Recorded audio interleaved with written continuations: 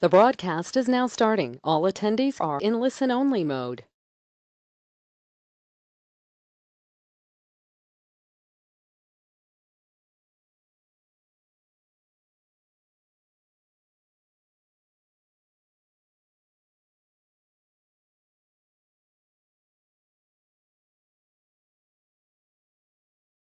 Good morning, everyone, and welcome, or good afternoon, wherever you are in Australia. Um, we've got an incredible interest in the 5 conversations today, and this short, sharp session will introduce you to that. I just want to make sure that I'm being heard because there's nothing worse than talking to yourself, although some people would say it's very therapeutic. Could you go to the question box and just type in clear, please? And and if you type that in, I'll know if I get a few of those at least that I'm coming across loud and clear. Thanks, thank you, Brett. Thanks, Kylie. Good.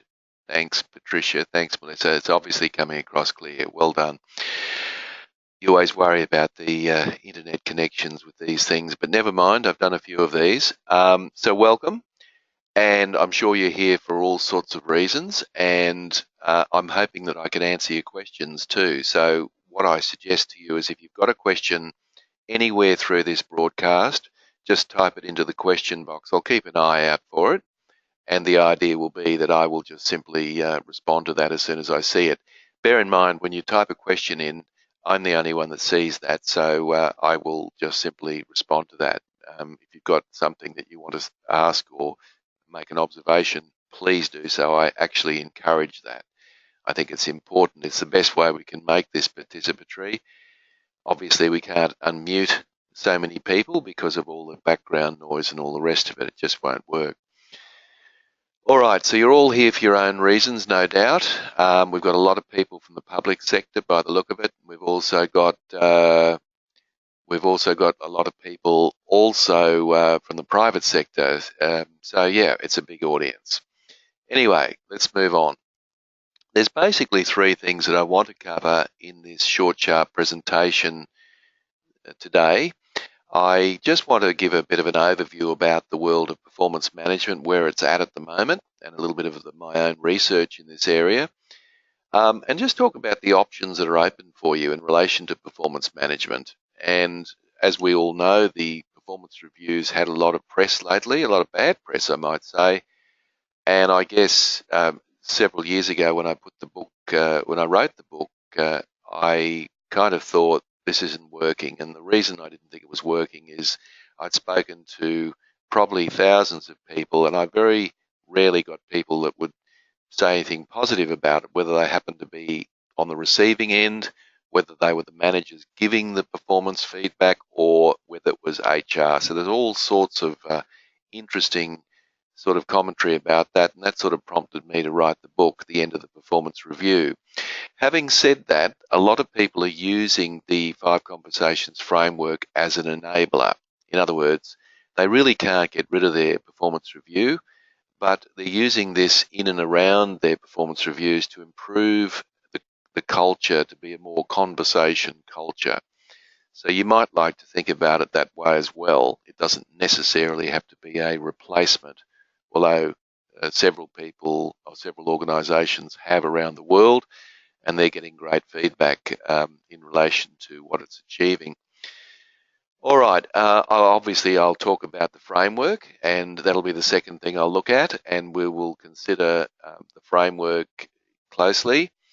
And what I want to do is point out to you some support tools that we've got available here for you. So if you have implemented it, or you're thinking of implementing the 5 conversations framework, there are a number of support tools that might be of help to you, because if you think about it, this is not just a simple process. You're actually going through a change management process by implementing a conversation culture. That requires more support than you probably have estimated, because people get busy and they forget. And what happens is that what started out being a great idea is now something that's been consigned to the industrial rubbish bin. So it's important that you support your people through the process. All right, so let's get underway. Now, when I wrote the book, I thought the first thing I need to do is to go and ask a few people, not a few, I asked thousands actually in this part of the world, what their feedback was about the traditional performance review. And I know this is a leading question, but what I was trying to do was to establish what people's concerns were about the traditional performance appraisal. And what happened is we came up with 8 themes, and I'll just share them with you very briefly, and then perhaps we can move on to what your options are. And these aren't necessarily in any order, so when you see them on your screen, this isn't the number one. There were 8 themes essentially that people were concerned with in relation to their performance appraisal. One of the concerns was that it was a costly exercise, and it is a costly exercise. Let's face it, if everybody in your organisation downs tools, whether it's once or twice a year, plus the preparatory costs that go in, plus the opportunity costs that are lost while people are appraising each other, then it becomes a significant potential line item in the budget. Of course, it's not a line item in the budget, and that is probably partially the problem, because if it was a line item in the budget, then people would be questioning whether we were getting value for money. So being a costly exercise in and of itself is not a problem, but the question is it worth the cost? So that's certainly one particular area. A lot of people, particularly, and remember I spoke to HR folk, explained to me that they felt that the appraisals were destructive. Now, what they meant by that is that where there was dysfunctional relationships in the workplace, the performance review kind of exacerbated that, and that their work was really they had their work cut out after the review, where they had to contend with allegations of bullying and all sorts of things. So they can be destructive. The appraisals a lot of managers were concerned with was more that they were monologues rather than dialogues. In other words, the manager themselves was doing, in some cases, 80% of the talking. And what happened was the person on the receiving end was the passive participant, just sitting there taking in all of this information, which in fact was not conducive to having a really good conversation. So, of course, what many HR people have done now is they've attempted to address this by having seminars and workshops on how to have decent conversations. But let's be honest about it, the performance appraisal's not really conducive to a conversation, because it is a power relationship. Salary can be attached to it. It can be quite a stressful situation. So it's highly unlikely that we're going to create a 50-50 type of discussion or conversation or dialogue. So that was a big issue. Another issue that came out was the formality of the performance appraisal. In other words, it's often done in the boss's office behind the big black mahogany desk at his or her convenience. And of course, that's not going to be terribly conducive to building trust and the conversation culture that I've been speaking about. So of course, a lot of organisations have addressed that now and said that the appraisals must be done out of the boss's office in a neutral room. But of course, the practicalities of that mean that people can't always secure those rooms when they need to. The appraisals are too infrequent. 10 or 15 years ago, they used to be done once in a blue moon, which essentially means once a year. And now organisations are now doing it twice a year. Some are actually even doing it quarterly. But irrespective of whether it's quarterly or once a year, it's probably too infrequent, in the sense that a lot of water goes under the bridge between appraisals. And what happens is it's very difficult to be able to review the last quarter, 6 months, or year. So what happens is people default back to their what we call recency, which is really like the last couple of months, which isn't really adequate. And of course, the other problem with this is that many managers think, well, I'll just save up my feedback for the performance review and let them have it right between the eyes. Not a good place, not a good time or place to do that. So that's ineffective as well. So ironically, the performance appraisal could actually deter people from giving frequent and fearless feedback because they leave it and store it up for this big event that happens once or twice a year. Performance appraisals were depicted as exercises in form filling, so people would, spend time. I had one HR person that told me that they had criticism from a person on the receiving end of the performance review because the manager hadn't made eye contact with them for the whole time that the review was taking place. And the reason for that was that they were too busy filling out all the boxes and all the forms. And of course, a lot of people now have tried to change this and made the forms a little bit more user friendly, but nevertheless, the forms can get in the way. And it also is not conducive to having a decent conversation. And then, of course, the appraisals are very rarely, if ever, followed up. So what happens after the review is they're filed away either electronically or in a filing cabinet somewhere. And of course, that's all over, done and dusted. And of course, nobody looks at those until the next 12 months. So what's the point if you can't follow them up? And the final concern that people had is that they are enormously stressful. Now, again, there's nothing wrong with stress in the workplace. We all deal with that every day.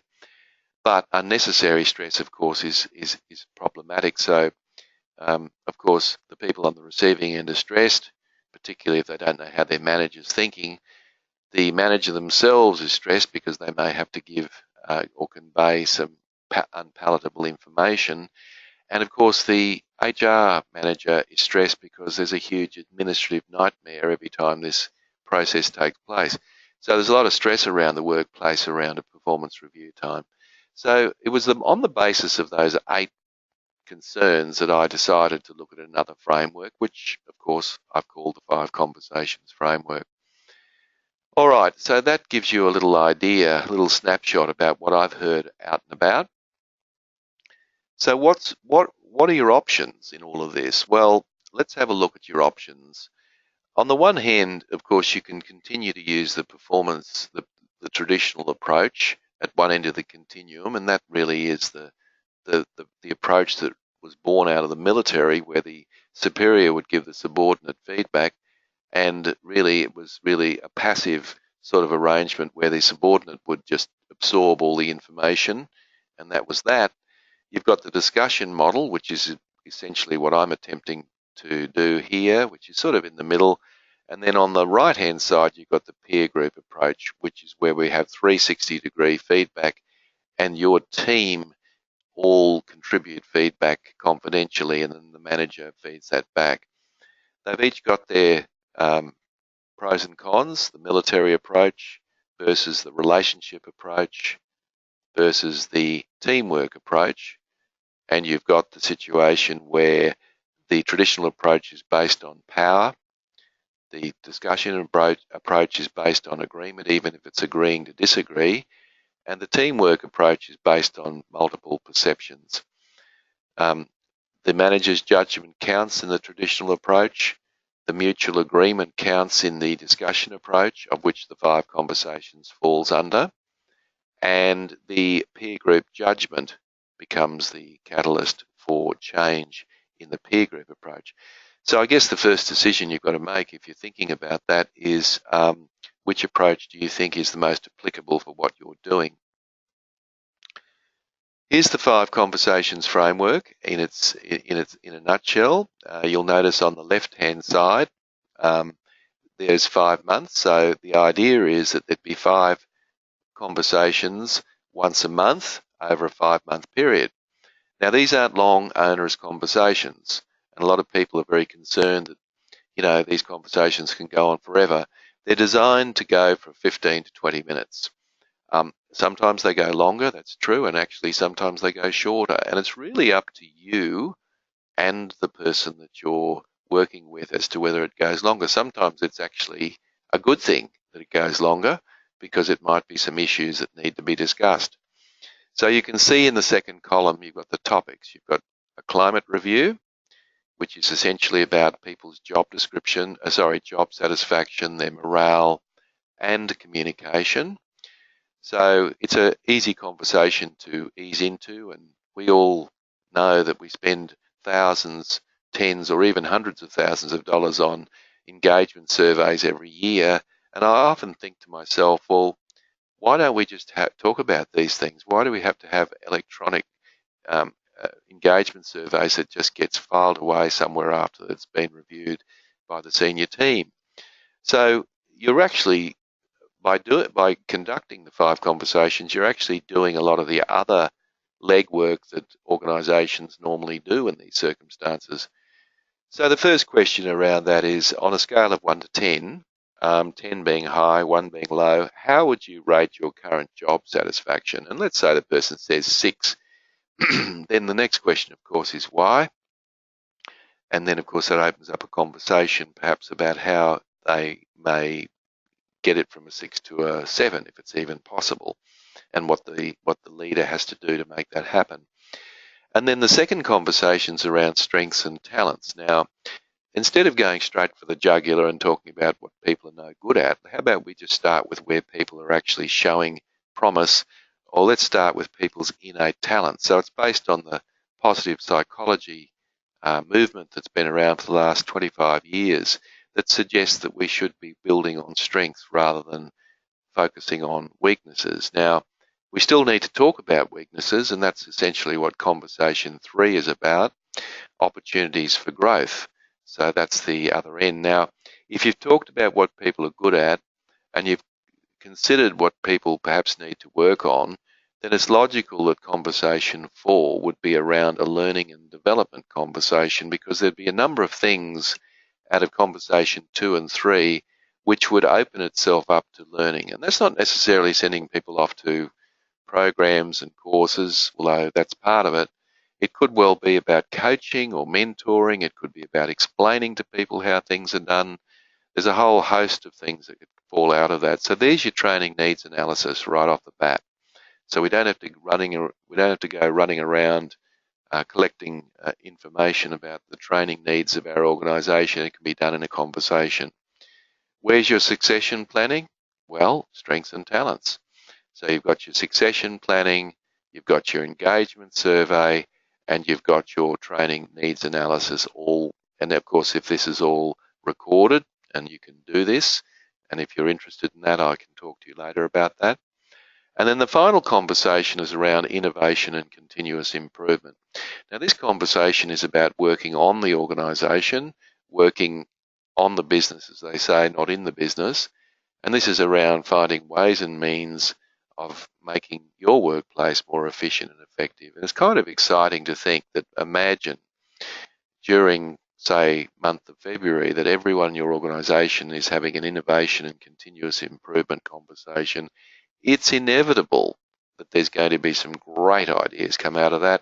Not all of them, of course, are going to be great, but what if half a dozen were great? And what if they were implemented? Would that be worthwhile? Absolutely. So there's your innovation and continuous improvement covered as well. So you can see there's a lot of thought behind these conversations. And those of you who have read my book would also know what the questions are for each. Now, after 5 months, you can have a little bit of a break. I strongly recommend that an organisation should do 2 rounds of the 5 conversations every year. And people start shaking at this point and say, oh, we just don't have time for that. Bear in mind, these are 10-minute conversations, 10, 15 minutes times 10. It's not a lot of time over the course of a year to be having conversations with your people. So in a nutshell, there it is. Now, happy to answer any questions, guys. If you've got any, by all means, type them in and I'll certainly deal with them as I see them. While people are thinking about that, let's move on. Now, I did mention at the outset that there were some support tools that are useful in the 5 conversations. And one of the lessons that I've learned since I wrote the book is that I hugely overestimated people's capacity to just get on and have these 5 conversations. It is, as I said earlier, a culture change exercise, and people aren't used to talking to each other anymore. Have you noticed that? People will send an email or send a text. They don't talk to anyone anymore. And I do see that as slightly problematic, because what it means is, even though it might be quick and efficient, it means that we're not having the conversations that we really need to have. So what the 5 conversations is attempting to do is redress that. I'm not suggesting we sit around all day having conversations, but I think there's a time and a place and an opportunity to do that. But I can assure you it will not happen unless you have a framework in place. That's one thing that I've learnt very clearly, that you need to have something in place. Just got a question or comment here. Just going to read it out and then I'll answer it. Do you use these conversations for discussing specific work objectives, tasks, or are these separate discussions? Excellent question, Chris. The conversation, you can have a key performance indicator conversation, which is separate. Well, I don't want people to get stuck into goals and so forth in these conversations.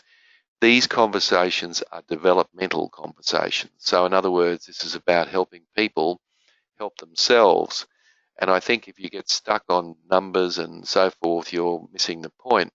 So I strongly urge you to have your KPI conversation separate, which should go reasonably well if you're using these as a way forward. So it does work extremely well.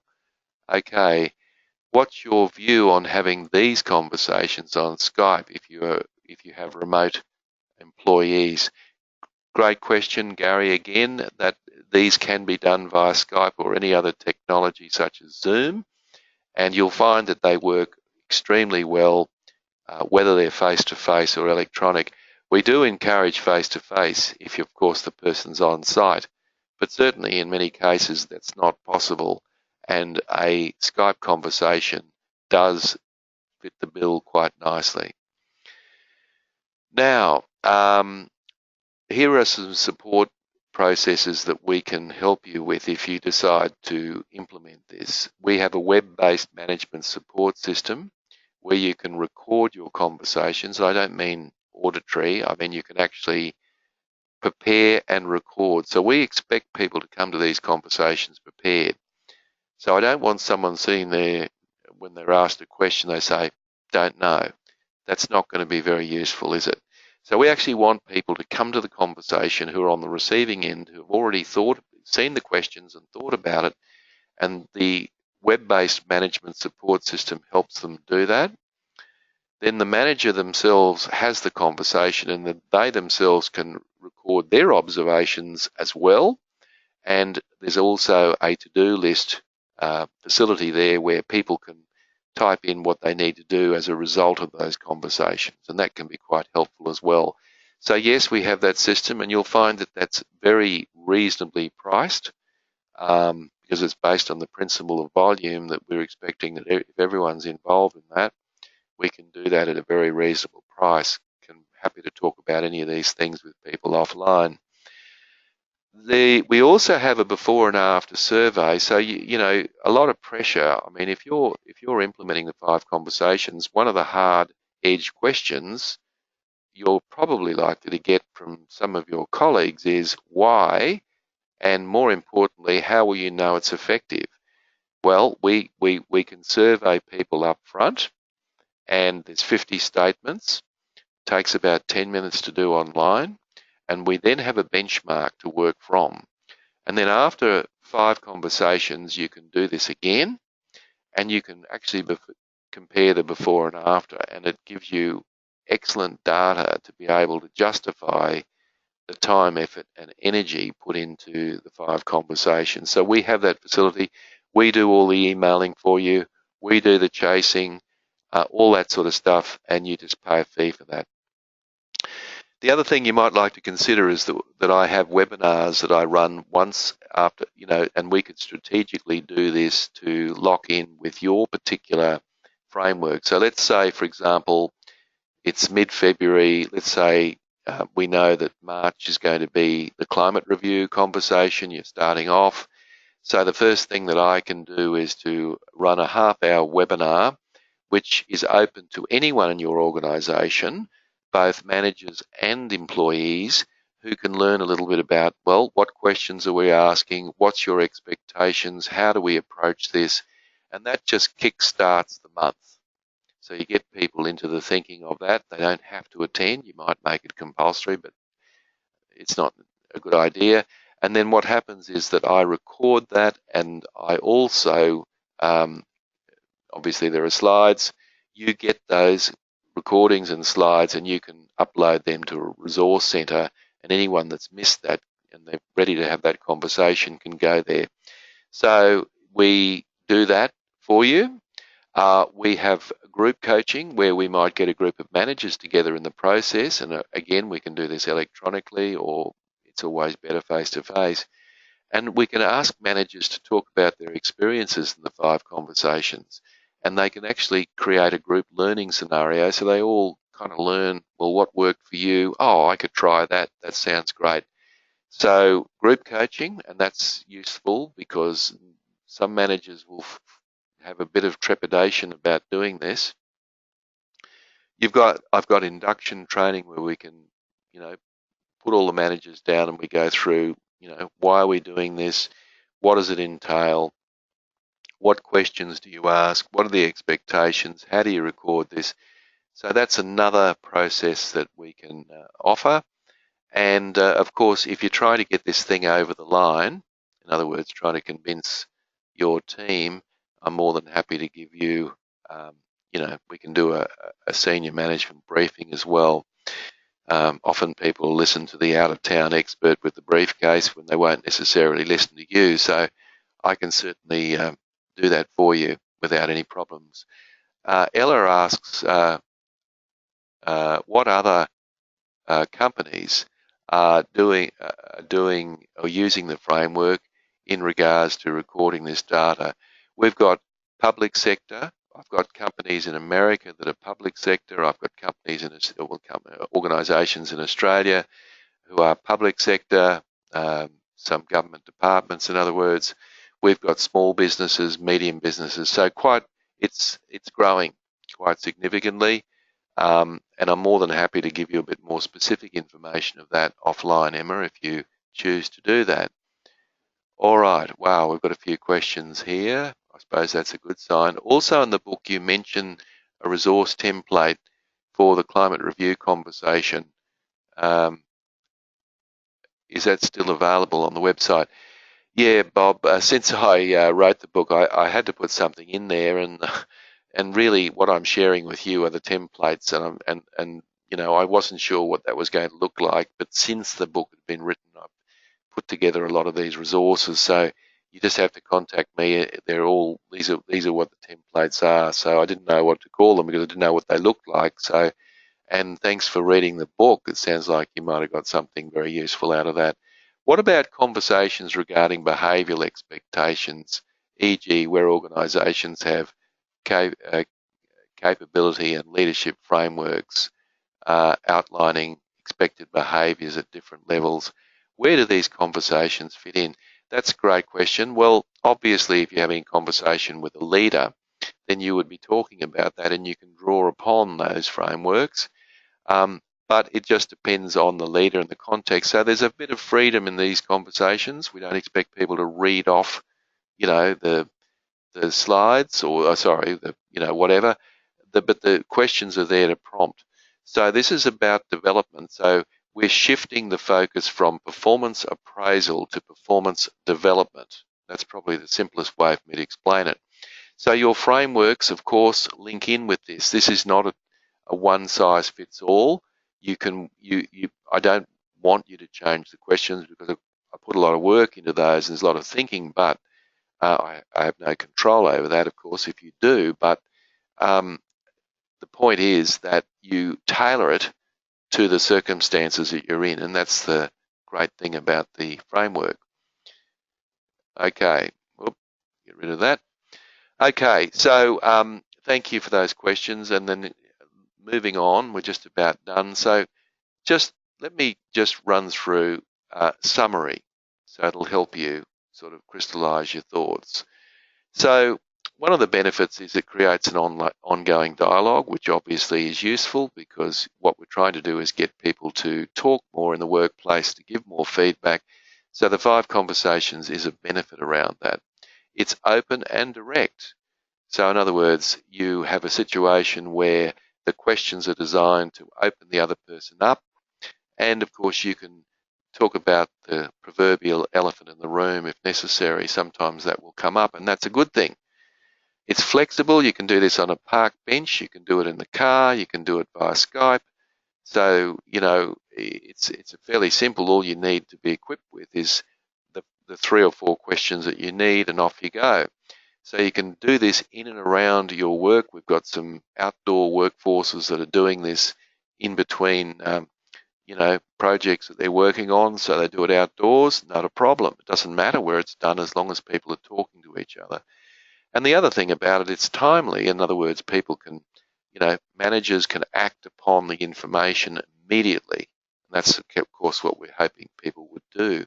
So they're the benefits. Now, just to wrap up, and of course, it's more relaxed, which is always useful. So what's the next step? If there is a next step, if you see some value in this, then contact me. You can call me or you can email me. We can set up a time. I can run through in more detail some of this. This is just a pipe opener, if you like, and we can talk about some of these things in more detail. So there's my information. At the end of this, you'll be receiving a recording. You'll be receiving a set of slides as well. So that'll come to you this afternoon. And just a couple of quick things before we finish up. If you haven't got my book, I've got 3 left. That's the book.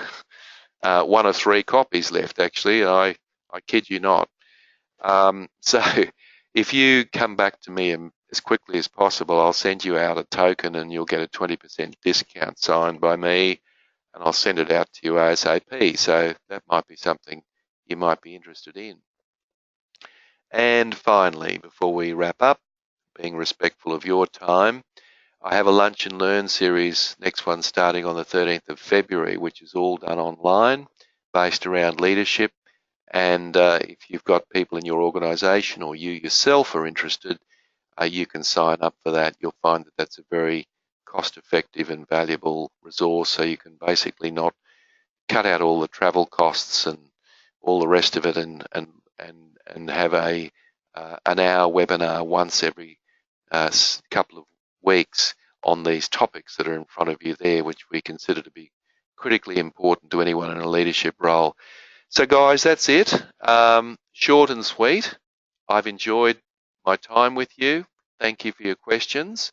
And as I say, if you do have more information or you want more information, you know where to get me, and we can talk further offline. So thanks, guys, and I wish you the very best for this afternoon. Thanks, Gary, and we will no doubt talk again at some point. Thank you, and goodbye.